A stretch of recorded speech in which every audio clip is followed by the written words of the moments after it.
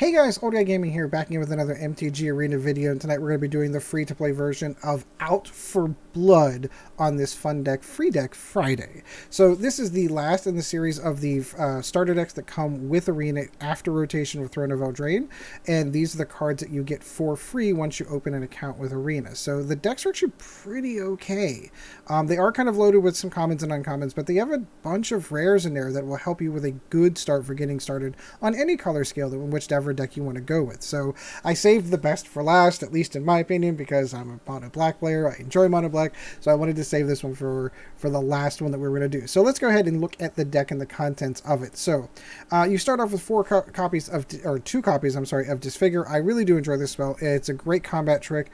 Worst case scenario, somebody attacks you with something that they think they're going to do something with you. You can drop them down by 2/2 and be able to block them up, or you can just straight up kill creatures that are like 2/2s or less, or 2 toughness and less. Knight of the Ebon Legion, you get 2 copies of this. This is a must-have, in my opinion. Really borderline broken card, to be honest with you.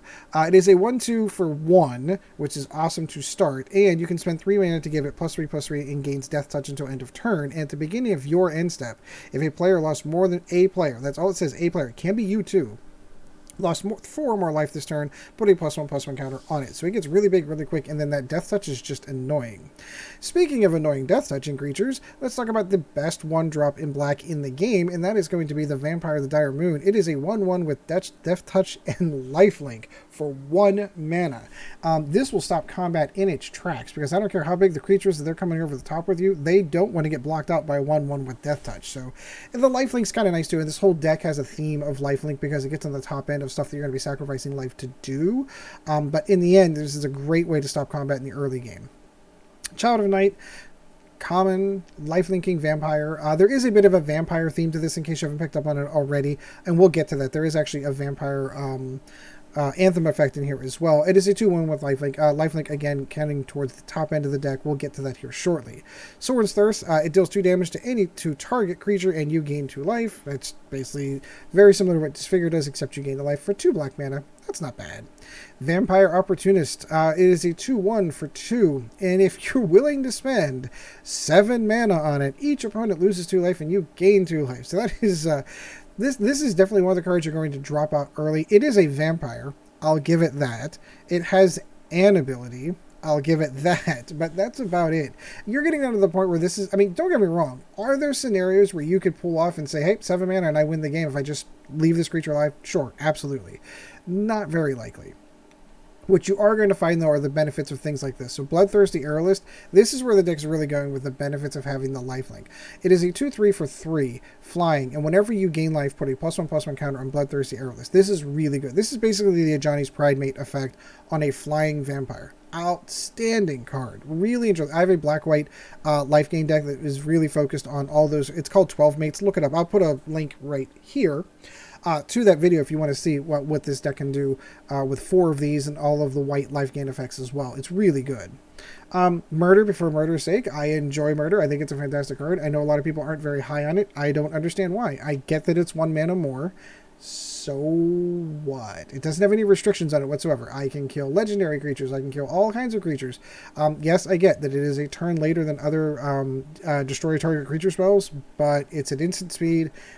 I'm a huge fan of it, and I like it. So there.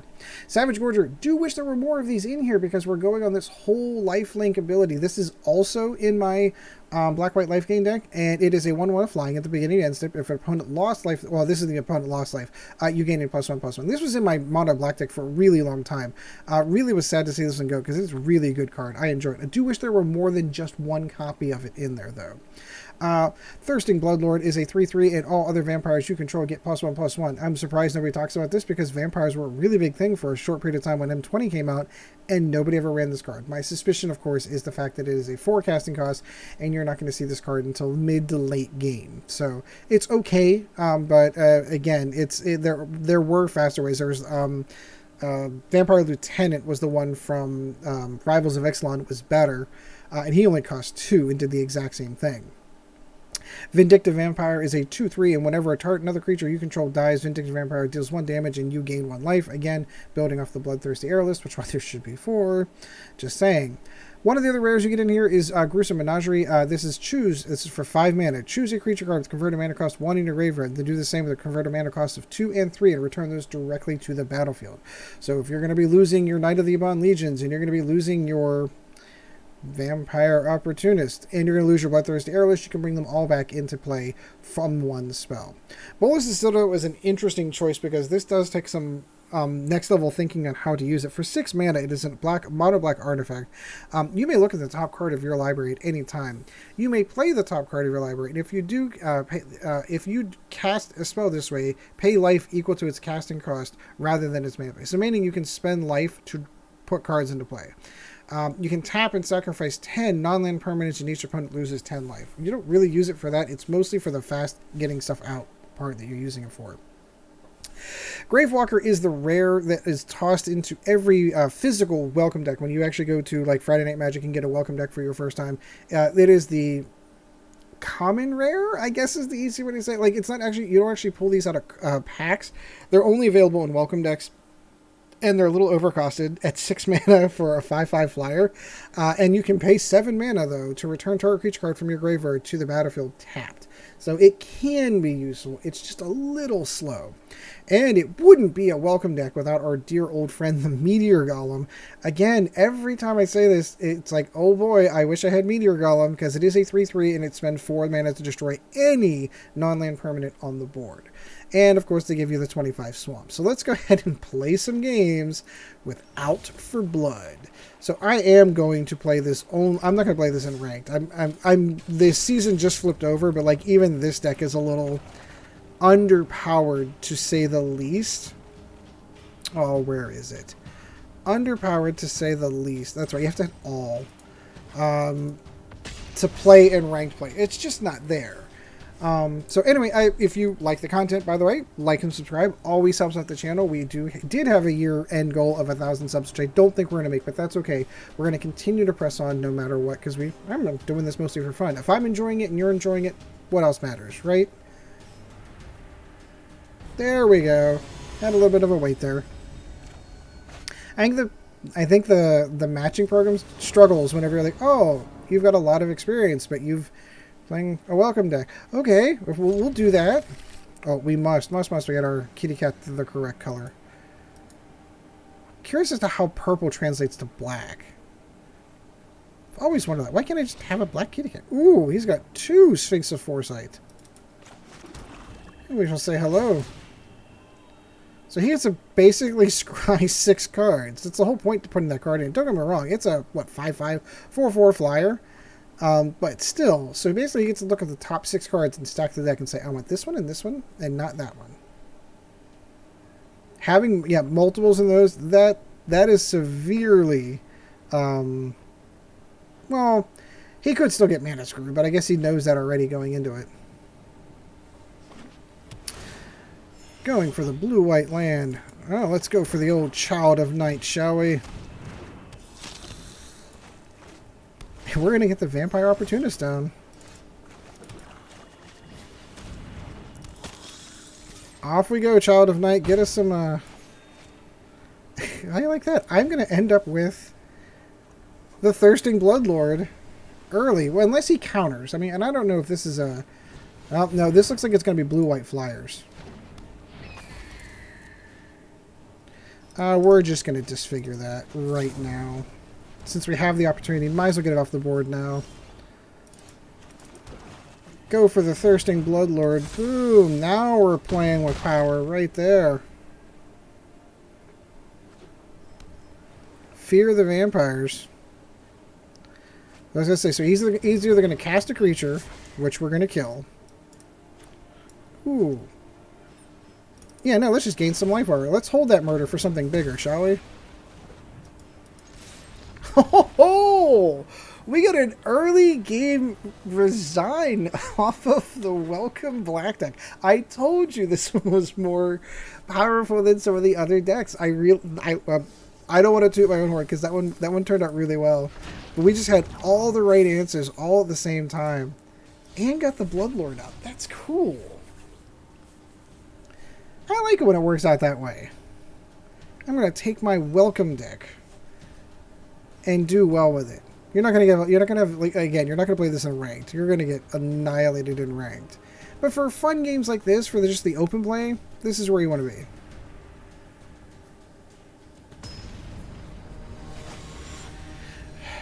Paronics. Sounds like a class I didn't want to go to in college. Interesting. Opponent goes first, though. And I'm iffy on having these two big top-end cards over here. But we'll see. We shall see. It's a 3-mana start, so we'll go there. Hey, what happened to my purple kitty? You were supposed to stay that purple.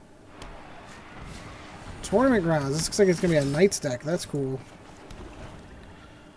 Well, we got Children of the Night all over the place. I like the old artwork for her better. I'll have to see if I can find that. Aspiring Veterans, see? There we go. Child of the Night. She's got lifelink too. I'll get that life back. Again, still waiting on some of our more top-end card or mid-tier cards because we're in a minute we're gonna run out of things to do. And Knights can be really fast.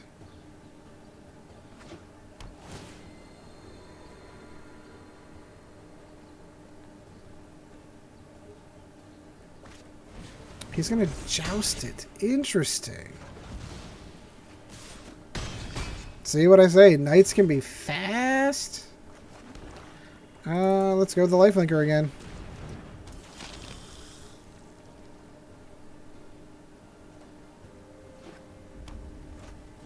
Another Venerable Knight. Yeah, this is a good deck. This is a good deck. I like this. I'm willing to trade. Because you're going to put it on your 2/2. But at least it's not me getting punched in the face for a turn. I'm okay with that. Thought you were done with the Children of the Night. You are mistaken, my friend. There are more Children of the Night.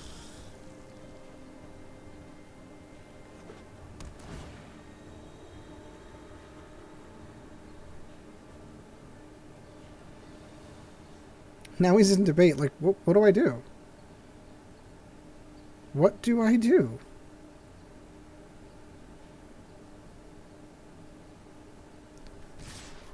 Interesting choice. Don't know that I would have done that. Because I am going to go through and kill his Anthem effect. Embercleave. Nice. Yeah, this deck's a little bit beyond where we are. And I don't think we have anything that's going to help us. So we are just going to say good game here and now because there is nothing we can do. Again, holding these two top-end cards, that should have red flagged me right there, Joust. Like you needed to do that. You were going to win anyway. Sure, give it to the Inspiring Veteran, why don't you? Oh.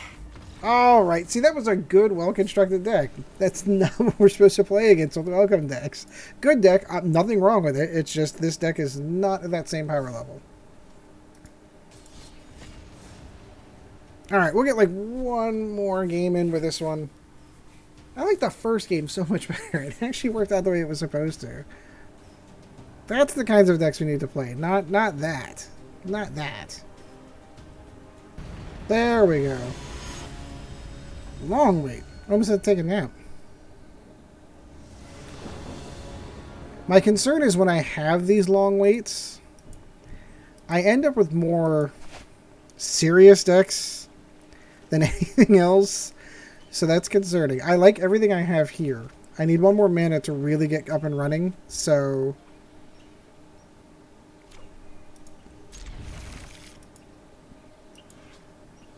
let's see what happens. If you have Bolas as your avatar, I am concerned. Oh, I've got Bolas' Citadel. Does that mean anything to you? Does that float your boat? No? Okay. Yeah.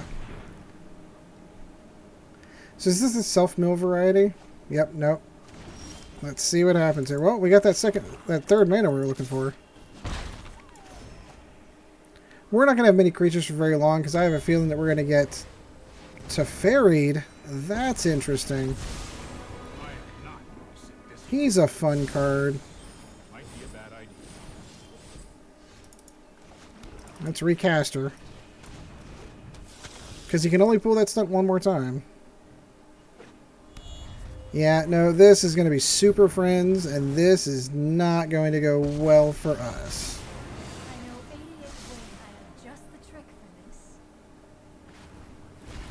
Oh, neat. Shimmer of Possibility. Cool.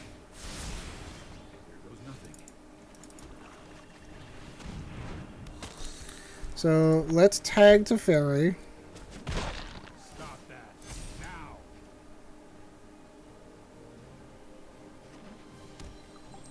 I don't know that we have the chops to hold up to this deck, but let's find out. This should be I like challenges. Oh, goody. Sarkhan. My good buddy Sarkhan. Want to see something funny? See these murders? See, Sarkhan's ability says that he turns everyone into creatures. So this is going to hurt for a second. We're going to take this beating, but we're going to enjoy it. No, I am not making this up as I go. Your end has arrived. Because we're going to murder that.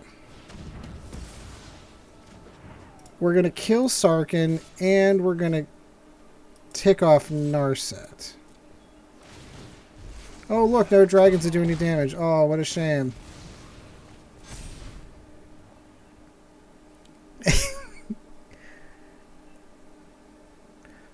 Yeah, what I was expecting him to do is to attack me, because one of his other abilities is it turns all the planeswalkers into creatures that can attack you. Well, that means they can be murdered. So a murder spell... Oh, interesting. I'm really surprised he didn't bounce... He didn't bounce me. I'm really surprised about that. No blue mana untapped. Perfect. Woohoo! So we're going to go and kill Teferi. Punch him in the face.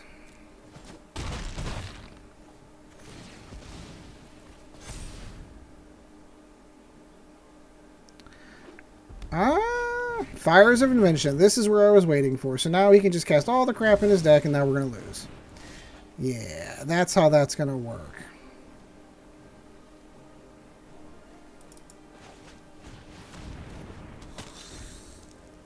So now he can just cast everything for free. Like, I know everyone's like, oh, we got to ban Oko. This card's brutal. For 4 casting costs to allow them to cast everything in their spell hand. Look, no mana. No mana. He can cast everything in his hand that's a spell just for free. I don't understand how this is fair. But, and against a welcome deck, no less. Now, we mentioned this before. So, I think that we have been sufficiently outmatched by... Oh, goody, and we've got Bolas as well. Cool. So, on that note, we're just going to say good game, because I am not going to stick around for that. So, we're close to the 20-minute mark, so I'll go ahead and get another one. Maybe we can get a more... Again, that's a super powerful deck. That is not a deck that a welcome deck even has a chance against. Maybe in the early game. Maybe in the early game we could have gotten going. But once that deck is up and rolling like that, and they've got Fires of Invention out, and they've got all the Super Friends out, I got to do a video on it. My main problem, of course, is I don't particularly care for that particular playstyle. It doesn't suit me, and I don't care to... And again, I'm not knocking anyone that does play the deck. It's perfectly legal by Magic standards. Totally on you. Totally on... If you enjoy it, by all means, continue to play. I particularly, myself, do not care for decks that just cast cards for free. It just feels like that's one of the fundamental rules to Magic that gets broken, and I don't know why Wizards prints cards that allows that to happen. Okie dokie. There we go. So we got all kinds of fun stuff we can cast here. Yeah, this is much more better on the curve. This could go quick though, because by like turn 3 we could dump our entire hand. So let's make sure we block everything. And say hello. Ooh, ooh, ooh, ooh. Yep. There we go. So let's do the damage there. Gain some life. Do that. Gain some life. This looks like it might be a Cavalcade deck. In which case, having all that life out there is not going to make him happy. Now you might wonder, dear Ed, why, or OGG, that's my real name's Ed, in case you didn't know. Why didn't you cast the Knight of the Ebon Legion? Because of that shock that he had in his hand and not having the mana available to permit that to happen. So now we're going to cast him. And we'll hold. So he may have a Cavalcade, that's fine. I've got enough lifelink down. Ooh, interesting.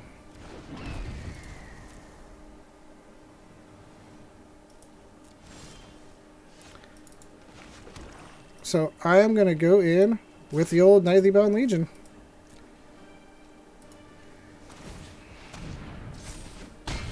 Do some damage.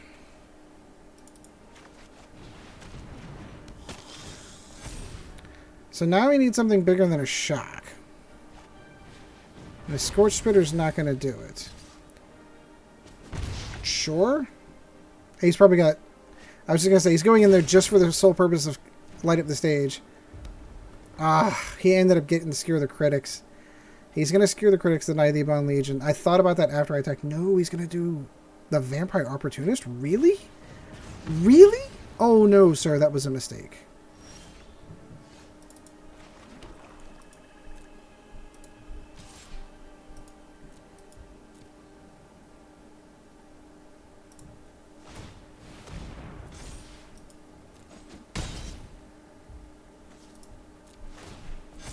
Because I know what he's thinking. He's thinking, oh, all I need is a Cavalcade and I can win. Torbrand, cool.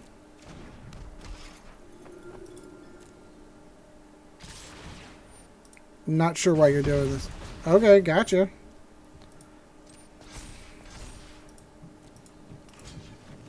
I'll kill that and block that.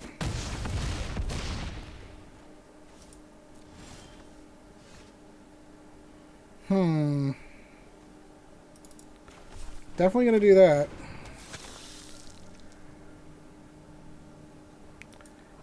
Definitely hope he blocks a Torbrand.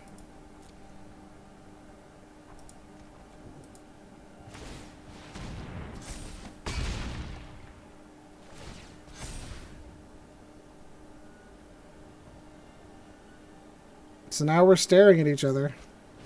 Ah, there's the Cavalcade. Darn it. Darn it. Does he get it for my... Oh, he gets it for my Vampire of the Dire Mood, too. That's stupid. Nice job. Alright, well, we hung in there. It dawned on me later that I shouldn't have cast the... if I wouldn't have cast the... it still wouldn't have done any good, because it still would have had four life left. So, in any case, I do hope you enjoyed the video. Now, we've got to... wait, I got to hit the brakes there for a second, because we need to talk about how to better this deck. So I have oodles of ideas on how to better this deck because this is mono black is definitely my thing. Disfigure is a great spell. Can hang on to it if you want. We didn't actually. I don't think we only used it once. So if you were to go with the mono black life gain vampire theme, here's where we go. So keep these at 2 for now. Maybe bump those up to 4 because they're good quick removal for low levels. You need to bump this up to 2 Knights of the Ebon Legion. You have 4 of these. Child of Night was okay. I do like the lifelink, so you're kind of okay if you want to keep it there. This might be a card you want to debate removing. Sorin's Thirst, again, another one that was probably not a bad idea to hang on to if you're going for that. You need to bump... I would drop this card. I get that it's, vampire. There are other vampires. Drop this and bump Bloodthirsty Aerialist up to 4. Bump Murder up to 4. Bump Savage Gorger up to 4. It's a vampire. It's a common. And every time you're doing damage, it gets bigger and bigger. Thirsting Bloodlord, if you want to keep him in the deck, okay. I don't know that I would go after more of him. Same with the Vindictive Vampire. Cool idea, but I would remove Gravewaker. I would remove Meteor Golem. I would drop this down to probably 23 or less mana. And there are some other vampires out there that you can get that are much, much better. Hold on. Vampire. Vampire. So what else do we have? So there are other better vampires you can go out for. Blood Operative, maybe. Bloodthirsty Aerialist, I definitely go for. Savage Gorger, we talked about. If you want to go for the Magic Mono Black, and again, I recognize that this is going off of... what am I thinking? This is improving a Welcome deck. tossing 2 Mythic Wildcards into Sorin, not a bad idea. Target creature you control gains Death Touch and Lifelink at the end of turn. If it's a vampire, put a +1/+1 counter. That's a permanent vampire. You can also sacrifice a vampire to have it deal 3 damage and gain 3 life, but that's something one you want to work with. His -3 is really good. -3, put a vampire card from your hand into the battlefield without paying its casting cost. So we can look at creatures similar to, this is the other one I was going for, Aperture of Blood. Every time you gain life, your opponent loses life. So you have a whole bunch of life-gaining abilities in this deck.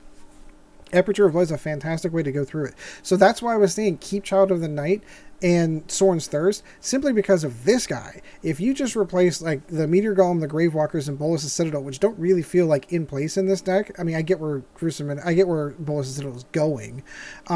Having 4 of these in the deck, fantastic card.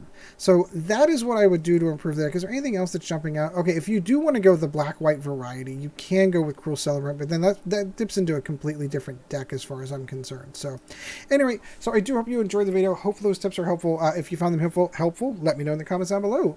Like and subscribe while you're there. It'd be super helpful. So until next video, guys, we shall see you in the arena.